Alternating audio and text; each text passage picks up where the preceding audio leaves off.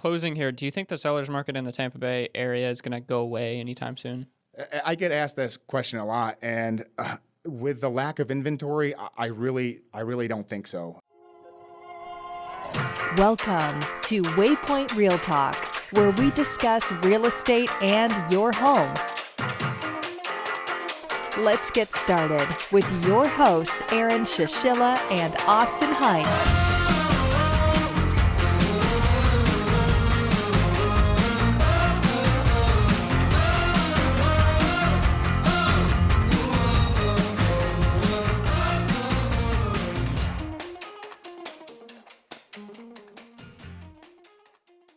Hello, everyone, and welcome to Waypoint Real Talk. My name is Aaron. We have Austin behind the scenes today working on the footage today and bringing you that wonderful image. But today, we have the special Kyle Gruber from Real Living Casa, Fina Realty. Welcome, Kyle. How's it going, guys? It's good to be here. Hopefully I can shed some light on the current market and get into some of that stuff, but I'm really happy to be here. Yeah, I'm excited to have you in here because last year, not to hype you up too much, but last year you said you were the top agent for your office? Yeah, I finished number one in the entire office, not by much, but it's a crazy year. Just had to kind of keep grinding and came down to the end, but yeah, I ended up number one, and another strong year here. I don't know if I'm going to finish number one, but still out there selling as much real estate as possible. So working on it for sure. So obviously, they know the title of this podcast, but so how's the market out there? Yeah, the market is it's insane right now. So basically, what we've got is we have a seller's market. It's been that way probably for 5 or 6 years. But to compound that, right now we've got an extreme lack of inventory. So we've got tons of buyers out there looking to take advantage of these really low interest rates. And we just don't have a lot of inventory. So, we're running into multiple offer situations almost, it seems like, on every house that, new listing that's priced appropriately. I mean, it's very dog eat dog out right now. So it's just, you got to really bring your A game to try to get your buyers into the house that they want. Right. So you mentioned this has been going on for like 5 or 6 years. But now the problem, I guess, has just gotten a whole lot worse with people not wanting to list their property, or? Yeah, I think the pandemic had something to do with it, that they weren't, the economy, I guess, wasn't certain, and no one really knew it was going to happen. So people decided not to list, or whatever the case is. And now here we sit with an extreme lack of inventory and, actually probably an increase in buyers out there. So it's almost like a perfect storm where all these buyers want to take advantage of these rates, but it's tough to get them in the home that they really want because of just so much competition out there. Right. And I know you had mentioned previously, we have some stats pulled up, which I can read them off for you. Sure. Active listings in June 2019, and Austin, you're going to be blown away by this number, was over 3,000 active listings last year in June. And this is single-family homes, Pinellas County. Right. Okay. And then active listings for June 2020 is only 1,800. Right. So, you can see there, 1,200 less homes, and the demand is still there. And I can kind of expound upon this is, where is that in there? Okay. So closed single-family home sales, right? So we had a total of 2019, 3,049 active listings for June in 2019, and there was 1,178 closed sales for single-family homes. As you mentioned, this year, 2020, June, again, because the July stats haven't been published yet, 1,832 active listings and 1,296 closed sales. So we went up in closed sales and went way down in inventory. Yeah. So it's insane. That's why, like I mentioned before, it's just there's so much competition out there right now. So what do you suggest for buyers? You mentioned bring your A game, and people say obviously this is a really good time to buy because of the interest rates are so low. Is it a good time to buy? It is. Absolutely it is. And just for reference, like I am refinancing right now, and I just bought my house in Palm Harbor 10 months ago, right? But the rates have dropped significantly since then. So I'm refinancing into a loan that's 2.75%. So, mortgage rates are around there, or low threes, depending on credit and all that stuff. But to take advantage of those rates, definitely want to buy right now. But you need some weapons in your arsenal, right? So, number one thing you need a buyer's agent who is experienced and seasoned and has been through these battles in these bidding wars. Because if you don't have, there's a lot of part-time agents out there, right? There's a lot of weekend warriors. They've got a full-time job. They do this as a side hustle. That's not me. This is my full-time job. I take it very seriously, and I win those bidding wars probably 80 to 90% of the time. The only time I get hamstrung is when you're going up against a cash offer. Like it's very difficult to compete against cash offers because there's just much less red tape. There's no appraisal, you can close shorter, all that type of stuff. So number one most important thing for sure is to have an experienced buyer's agent who's been through this. Another thing is, obviously, this is like buying a house 101, but some people don't understand this. You've got to get pre-approved first before you go out and see homes, because if you don't get pre-approved, first of all, let me turn this off. First of all, you don't know what you can afford, right? So if you're going to see a house that's $300,000, you might think you can afford it when you can only afford $260,000. So you don't want to be wasting your time, wasting your agent's time. It just doesn't make any sense. You definitely want to be pre-approved by a legitimate lender. There's thousands of lenders out there, right? So you want to have a lender that is not necessarily the best lender in the U.S., but you need a lender who has some sort of name recognition. On top of that, it's a really good idea. This is what I do for my buyers as well, is when I submit the offer, it is crucial to make sure that you call the seller's agent and say, hey, tell them everything about your buyer possible. Also, when I submit an offer, I'm making sure that I copy my lender on that email, so they know that the offer's going in. And if the listing agent, seller's agent, has any particular questions on the buyer, then they've got a direct line to the lender and they can ask them before they make their decision, because chances are there's going to be more than one offer on the property. I just won an multiple offer situation this weekend in St. Pete. House was appropriately priced. So I knew we were going to be coming into some competition. So, we put it in for asking price. We made sure our terms were really, really tight as far as inspection periods go and closing date and all that stuff. And, I copied the lender on it. The lender reached out and spoke with the seller's agent, and turns out, they didn't call for highest and best. They just ended up going with my offer because they felt really comfortable. They knew that I was seasoned enough to get the deal done. The lender reached out, that made a huge difference, and they ended up going with our offer. So, those are some really, really important pieces there as far as getting in those multiple offer situations when you start to buy houses. And I've got a few more notes. Let me just refer here real quick. Also, there's lenders out there who will just write a pre-approval, right? They might run your credit, they might not. Chances are they probably do, and then they'll say, "Oh yeah, you're good to go for this." Well, in reality, they might not know your complete profile, right? They don't know exactly how much you make. They don't know. They don't have the supporting documents. So that's another thing, is you want to make sure that your pre-approval is legit. So because then you could run into problems later on. Sure, if they accept your offer, right, and then a week down the road, you turn in your documents and it turns out that, you don't make as much as you thought you made. Then the deal goes, you can't afford the house, the deal goes through, and then you lose your opportunity. And then not only on top of that, but, it makes the agent look bad, makes the buyer look bad. And it's tough to recover from something like that for sure. Mm-hmm. Now you have on here set up on MLS Target Search to get immediate updates on new listings. Correct. Do you want to talk about that? Yeah. So if you're a buyer out there, chances are you're probably on some sort of website, Realtor.com, Trulia, Zillow, Redfin, whatever the case is. There's thousands of them, right? Buyers now have the opportunity to get out there and look at homes. However, they're kind of looking by themselves. They don't know the specifics about the house. They don't know what type of loan they'll take, because not every listing is going to work FHA or VA. So what I always do with my buyers is I have a conversation with them up front, based on their needs. Like, what are you looking for in a house? What must you have? What's a deal killer?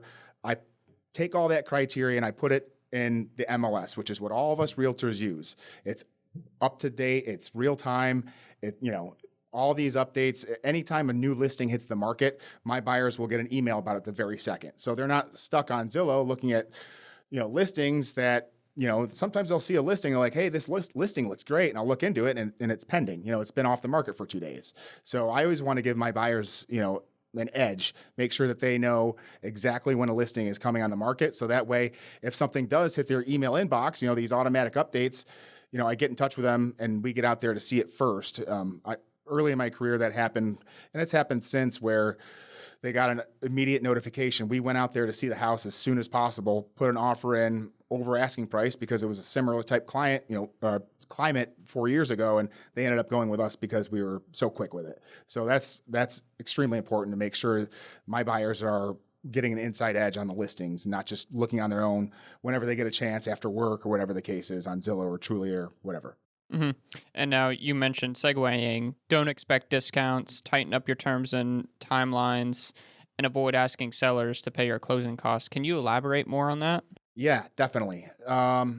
So what was the first part of that? It was don't expect discounts. Right. Okay. So and oftentimes you'll have to come in above asking price.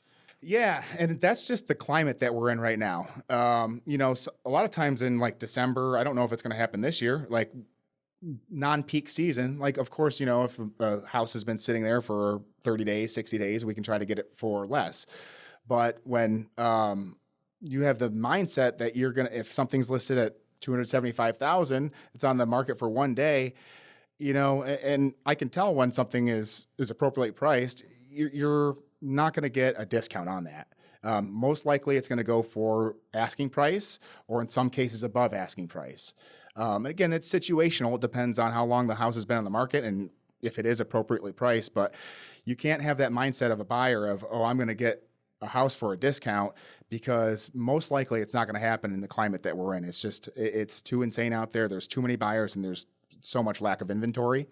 What was the second part on that? The second part was tighten up your terms and timelines. Right. So obviously, let's say purchase price is the same if you're competing with another buyer, right?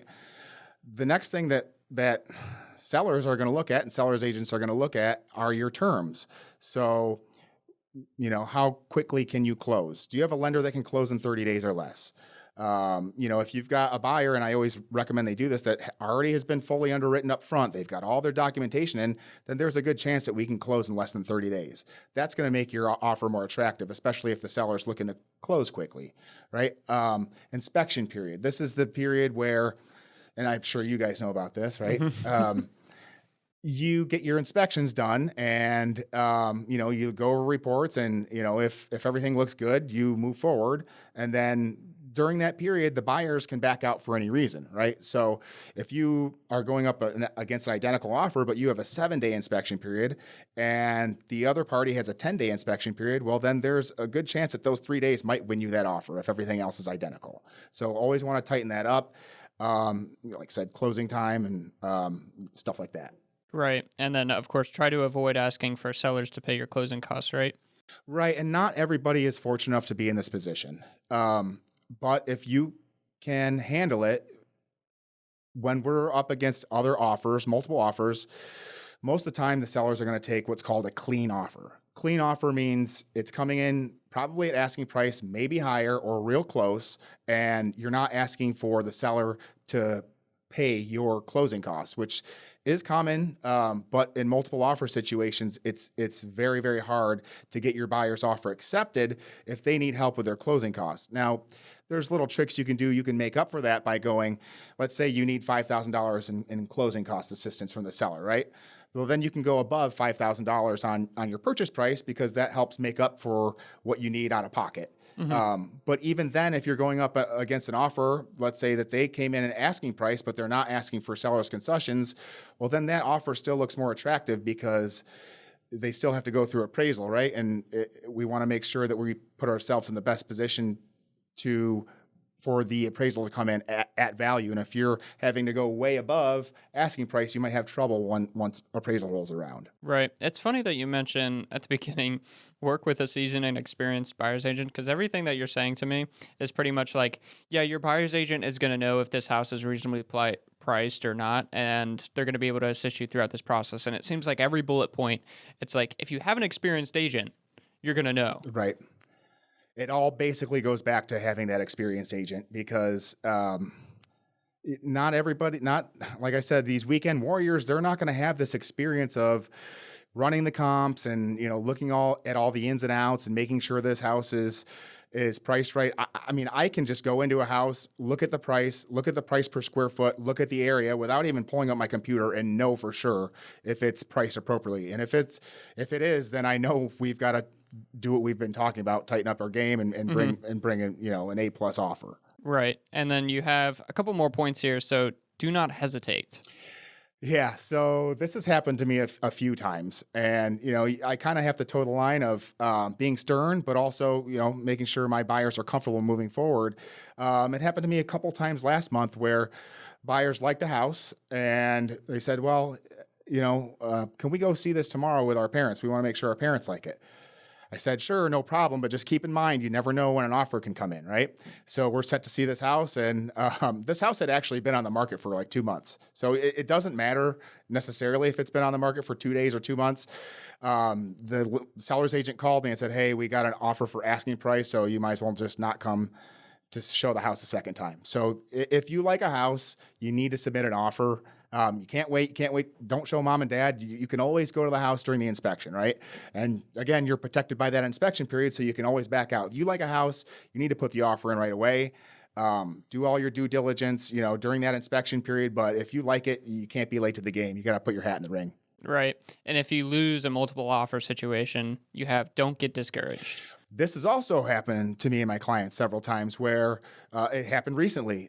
They went with another offer, and whatever happened, the first party, either they did something dumb, they made a big purchase, maybe they got cold feet, they back out of the deal. And if your offer was still really strong and you brought your A game and you communicated and did all those things that you're supposed to, then several times I've gotten the call, hey, I think our deal is going to fall through. Do your buyers still want this house? Absolutely. And that's one of the most rewarding phone calls I've ever made is, hey, I told you not to get discouraged. Guess what? These other buyers are backing out. Mm-hmm. So, yeah, I've got a deal closing mid-September. That's awesome. Yeah, because that happened. Congratulations to them. Thank you. I'm sure they're excited. They're really good folks. They're really excited. And these are actually the same folks that wanted to show mom and dad the house. So I went through the gamut with these they came folks. Back around. Yeah, they're great people. And I always tell people, real estate's all timing. Maybe those first couple houses weren't meant to be, and this is obviously the one that was meant to be. So right.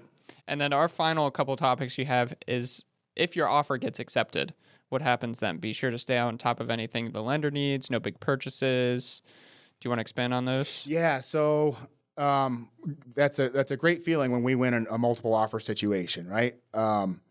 However, that also means that there are, just like what happened to me, what I just explained, there are several buyers waiting to see if you are going to do your part and get your loan approved and do all those things properly. So when you go under contract, I always tell my clients, my buyers, listen, no big purchases. Don't go out there and finance a car. You want to be as tight with your money as possible until closing. After closing, you can do whatever you want. Make sure you get all your documents into the lender. I've already expressed how important this is prior to making an offer, but sometimes they don't have everything in, so you want to make sure that you get all your documentation in. You want to have your loan lined up so it closes on time, because let's say you have to extend the closing period, right? There's no guarantee that the seller will extend that. They might just say, you've got till your 30 days or whatever it is to get this loan closed, and if you don't, I'm going back on the market, or I'm going to take the other offer that was just as good, but we went with your offer. So, those are, you got to make sure you play right and you get your stuff done.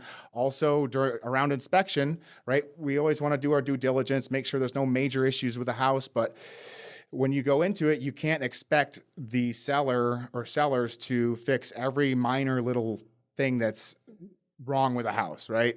Cosmetic issues.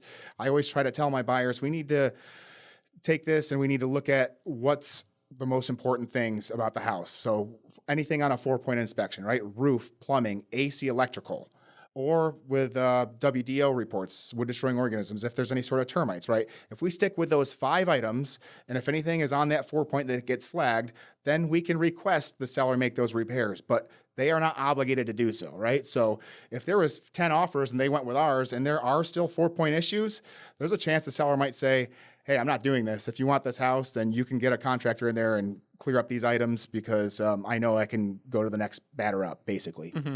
Yeah, that makes a lot of sense. Now, closing here, do you think the seller's market in the Tampa Bay area is going to go away anytime soon? I get asked this question a lot, and with the lack of inventory, I really don't think so. I mean, we went over the stats before, right? Mm-hmm. And here's the little list of stuff. Actually, my broker sent me that we should talk about because our market is much different than Northeast or the Midwest, right? We have right now, obviously, we've talked about this. We've got historically low interest rates. There's no state income tax. We've got affordable cost of living, affordable housing. There's a good forecast for the economy and the job market. Rent is ridiculous right now in the Tampa Bay area versus, what it costs to buy a house. You're going to pay more for rent monthly than you probably will to buy a house. We've got great Florida weather. There is some new construction, not so much in Pinellas County, but that's trying to ease the need for the inventory. Strong buyer demand, both, local buyers and out-of-state buyers, and increased international interest for investment. I mean, we live in a climate right now, the housing market that, you can literally go to South St. Pete, you can get a loan, you could buy a house for like I've got a client doing this, buy a house for $135,000, $140,000 and charge $1,300 in rent. And right there, you're making $400 a month more than what your mortgage is. So I don't see a stop coming anytime soon. And on top of that, prices are continuing to rise, right? So I want to go over these because this is really important because a lot of people have asked me, hey, do you think the prices are going to go down because of COVID-19? But it's not a housing crisis. It's something completely different. People still need to buy houses. Yeah, there's some folks out there that are struggling because of the pandemic, but I just want to go over these stats real quick because this is about from the time I started in real estate. So in 2016, in Pinellas County, the median cost of a house was $220,000. In 2017, it was $248,000. 2018, $266,000. 2019, $275,000, and finally in 2020, and this is all for June, $300,000.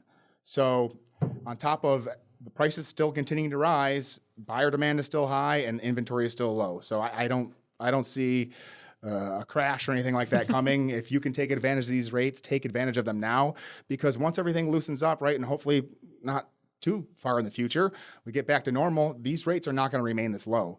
They're low right now so that buyers can afford houses, right? Yeah. So we want to keep the economy strong. That's why rates are low. But once we pass all this garbage going around, it's not going to be the same. So you're going to have more buying power. You might be able to afford a more expensive house with the rates being so low. I would not wait. It's a great market right now to sell and to buy. So it's perfect storm. Right. That's so awesome. I'm so happy that you were here. Now, where can people find you? So you can check out my Instagram, Kyle G Realtor. I'm also on Facebook, Kyle Gruber. You can look it up on Facebook.